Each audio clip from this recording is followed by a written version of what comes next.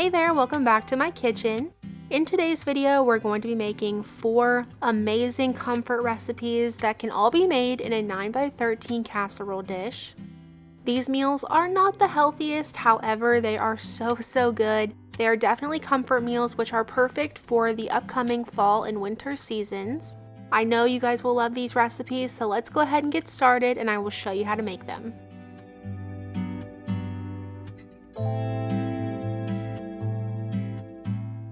First up today, we're going to make these green chili chicken smothered burritos. To begin for this one, we are going to preheat the oven to 350 degrees. And now into this 8x8 casserole dish, I'm just adding in 2 chicken breasts.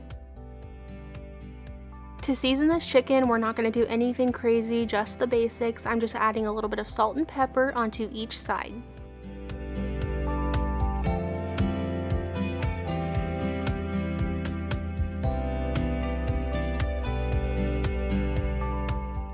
This is going into the oven for about 15 to 20 minutes until the chicken has cooked all the way through. Now we're going to go ahead and start on the sauce. So for this, I'm just melting 2 tablespoons of butter in this little pan. Once the butter has melted, I'm adding in 3 tablespoons of all-purpose flour. Just mix that around until the flour has absorbed all the butter, and then let the flour brown for about a minute or so. Then you're going to add in 1 cup of low sodium chicken broth, and then you're going to just mix that together until everything thickens up. Once it's looking something like this, you're going to add in 1 can of green enchilada sauce. Give that a little mix together just to get it combined, and then you're going to add in 1 teaspoon of cumin and just a couple shakes of salt. I actually added a little bit too much salt in this, so just do a couple shakes for now.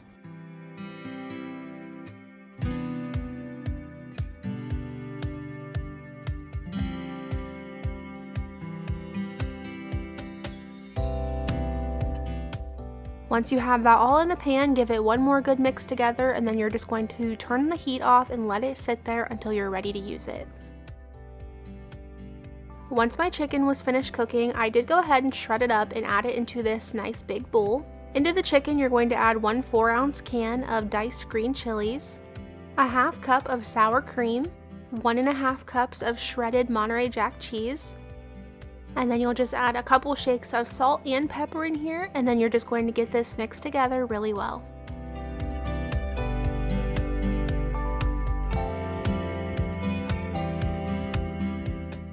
Now it's time to start filling the tortillas. So for this recipe, I would use some burrito-sized tortillas, but my store was actually out, so I'm just using some normal tortillas. Inside of each one, you'll just add a couple spoonfuls. I kind of like to put mine in a line, and then when I fold the tortilla up, I like to fold the 2 ends in, take the other end, tuck it in, and then roll it up. Hopefully that makes sense.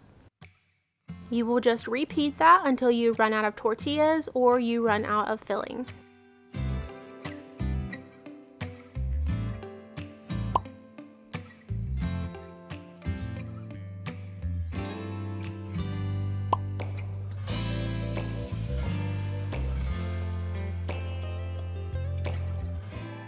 Now we're going to go ahead and spray down a 9x13 casserole dish. Then you're going to add in every single one of those burritos into this dish, and you may have to squish them together a little bit, that's fine.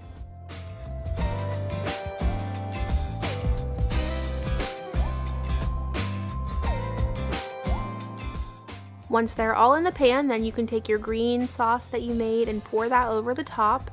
You want to try to cover the burritos as much as you possibly can, that way they don't get hard in the oven.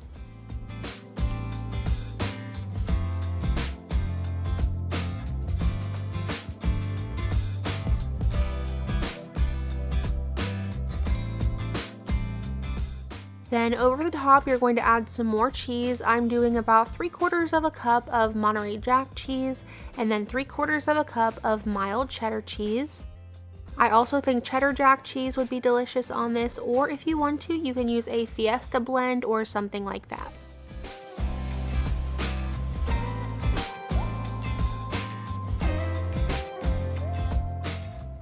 Now stick this in the oven for right around 25 to 30 minutes. When it comes out of the oven, it should be looking something like this. I added on some green onions onto mine to finish it off. And then this is what my plate looked like in the end. I went ahead and added more sour cream because I just think you can't go wrong with more sour cream. And then on the side there, I did choose to make some taco rice to go along with this. There's a little sneak peek of what the insides look like, but they turn out so good. I love smothered burritos, and these definitely hit the spot.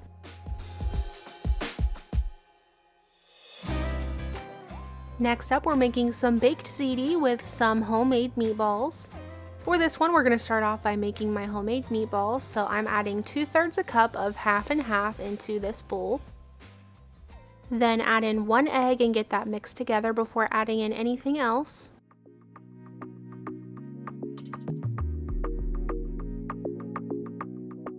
Then you'll add in a 1/2 cup of Italian style breadcrumbs. I actually just had plain, so I went ahead and added in a 1/2 teaspoon of Italian seasoning.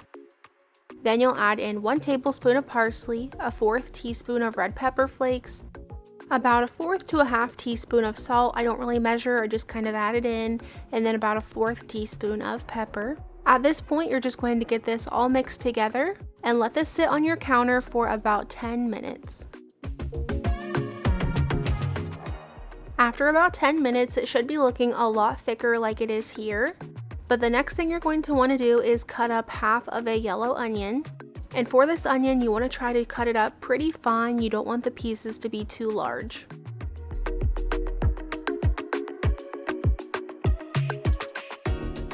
Go ahead and add your onion into the bowl. And then you're also going to be adding in a 1/3 cup of grated Parmesan cheese, 1 tablespoon of minced garlic, 1 pound of ground beef, and then you're just going to get that all mixed together.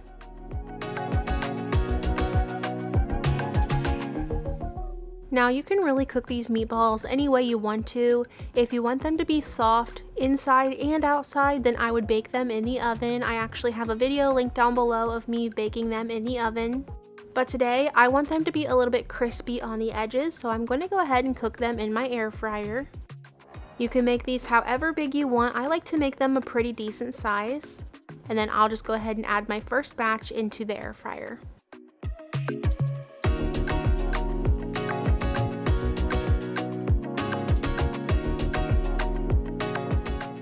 I cook these on 375 degrees for about 6 minutes, and this is what they look like at that point. I went ahead and just gave them a shake and then added them back in for about 2 more minutes. Here's what they look like when they were all done. As you can see, the outside is nice and crispy. And then here is what the inside looks like. They actually stay really soft in the inside. Now I'm just going to go ahead and start my second batch of meatballs and also get my water boiling to add in 1 whole box of ziti pasta. Once the pasta is cooked, I'm just going to drain off the water, bring it back over to the stove, and add in 1 jar of pasta sauce. Any sauce will do, whatever kind is your favorite. Get that all mixed together, and then we're going to move over to our casserole dish. We are going to be using a 9x13. I was going to spray this down, but I actually forgot, so go ahead and give this a little spray with some nonstick spray, and then you're going to add in 1/2 of your pasta. At this point, your meatballs should all be done, so I'm going to go ahead and add my meatballs in here as evenly as I can. And then you're going to take 1 15-ounce container of ricotta cheese, and you're just going to place spoonfuls of this between all of the meatballs. If you're not a fan of ricotta cheese, you could always skip this and just do some shredded cheese in here, or you could do cottage cheese or blended cottage cheese. You can add whatever you want. Then you'll just go ahead and take the rest of your pasta and add it on the top. Spread it around evenly to cover up all the meatballs and the ricotta cheese.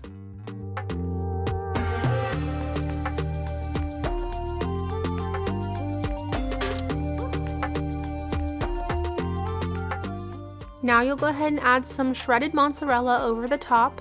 If you're able to shred your own cheese, I would definitely recommend doing that because freshly shredded cheese melts a lot better. Of course, add as much cheese as you want, but I added about 1.5 cups. Then this is going to go into your oven on 375 degrees for about 15 to 20 minutes until it's warmed all the way through and the cheese is melted over the top.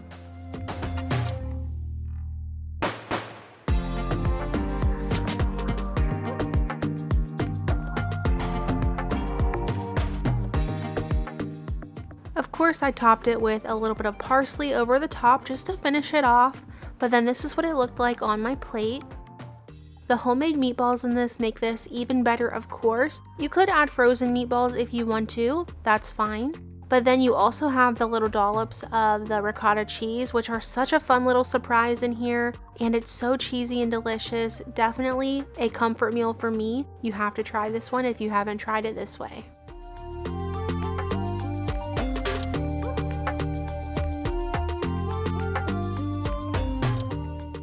Next up, we're making this super delicious chicken bubble biscuit bake. This was my first time making this, so I will link the recipe down below for you. You will need to preheat your oven to 350 degrees. Getting started, I'm going to go ahead and start cooking up some bacon. I believe the recipe calls for a 1/4 cup of bacon, so I went ahead and just cooked about 4 slices of bacon. As you can see, it will shrink down a lot, so this was about the perfect amount.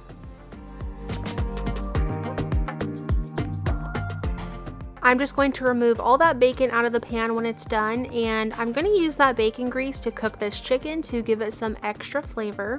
I am using 2 whole chicken breasts that I cut in half, that is why there are 4 pieces. And then I'm just going to lightly season these chicken breasts with a little bit of salt, pepper, and garlic powder. I just cook these for about 4 to 5 minutes per side until they get this really nice brown color to them, and then I flip them over. Then into a large bowl, we're going to add 2 cans of cream of chicken soup, 1 cup of shredded cheese. The recipe doesn't specify, so I went ahead and just used some mild cheddar. Then I added in 1 cup of sour cream. This was a little bit less than the recipe called for, but it was fine. And then 2 tablespoons of ranch seasoning mix. And then once my bacon has cooled down, I'm just going to roughly chop this up and add it straight into the bowl.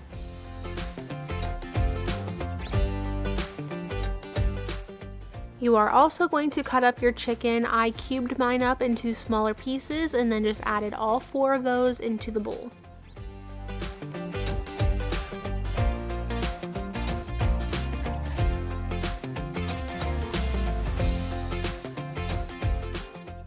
After you have everything in there, you can go ahead and give this a really good mix together, making sure to really mix in that ranch seasoning mix.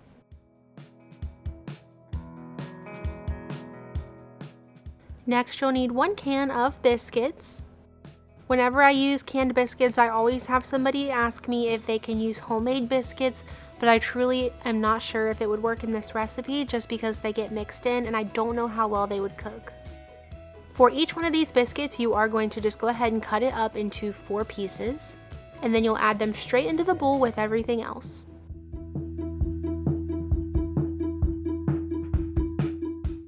And then once again, you're going to get this all mixed together. Try to break up the biscuits if they're sticking together, that way everything gets mixed in really nicely.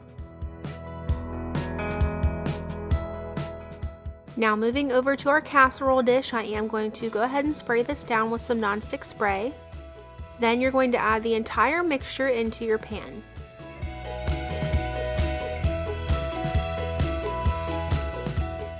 Be sure to spread this around and make sure it's even in the bottom. Then over the top, you're just going to add some more shredded cheese. Again, I'm just using some mild cheddar. I would say I added close to a cup of cheese. Then I stuck this in my oven and let this bake for right around 30 minutes.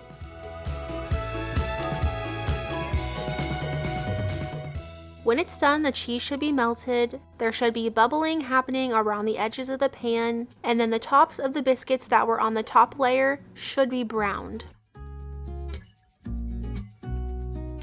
Here's what it looked like on my plate. This was our first time trying this, like I said, and this dinner will definitely be on repeat. My husband loved this. He ate like 3.5 plates of this night. It really did turn out super delicious.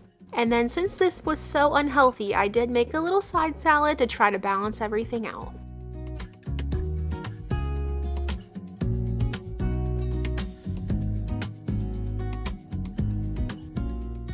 And now we're making some $1 million baked spaghetti. This is one of my favorite meals to make, and it's been a long time. So to begin, we are going to go ahead and preheat the oven to 375 degrees. And then we're going to chop up half of a yellow onion.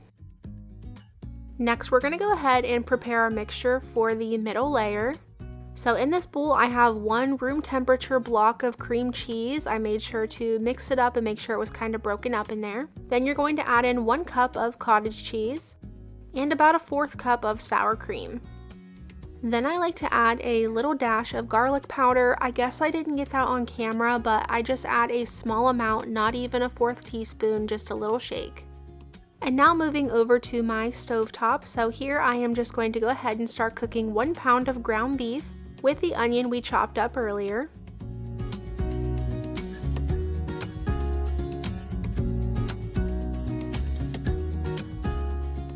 And then back here on this back burner, I'm going to go ahead and start about 12 to 14 ounces of spaghetti noodles. Once the ground beef is fully cooked, I am just going to add in about 2 teaspoons of minced garlic and get that mixed together. Let that garlic cook for about 30 seconds or so.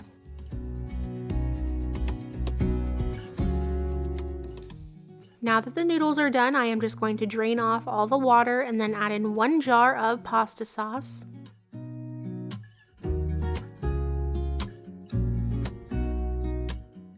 We're also going to add the ground beef in here. Just be sure to drain off any extra grease that you may have in the ground beef if needed.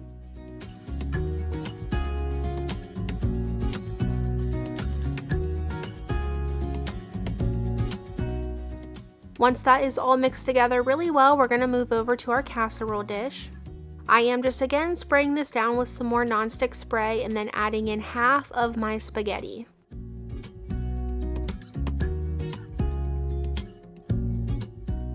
Spread that layer around in the bottom to make sure it's all even, and then we're going to add in our cream cheese mixture. With this, just try to spread it out the best you can. It's not going to be the easiest, but you just want to try to make sure you have a little bit in each part of the dish. Next, add the rest of the spaghetti on top. Try not to disturb the white layer very much if possible.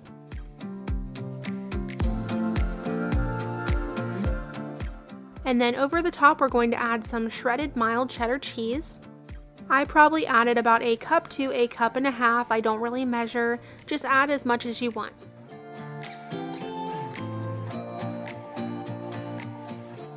Here's what it should look like coming out of the oven. The cheese should be nicely melted and the edges should be bubbling. And then here it is on my plate. As you can see, it turns out looking so good. This is just a fancier, more fun way to have spaghetti night in my opinion. The cream cheese layer is absolutely delicious, but as you can see here on the side, I did make some leftover hot dog bun garlic bread. Using leftover bread to make garlic bread is a great way to not be wasteful. And then on the side there, I also made a big salad. Thank you guys so much for watching today. I do hope that you enjoyed and found a recipe or two that looks good to you. Don't forget to leave me a flower down in the comments below if you did make it all the way to the end of today's video. And I will see you back here on Sunday for a new video. Bye!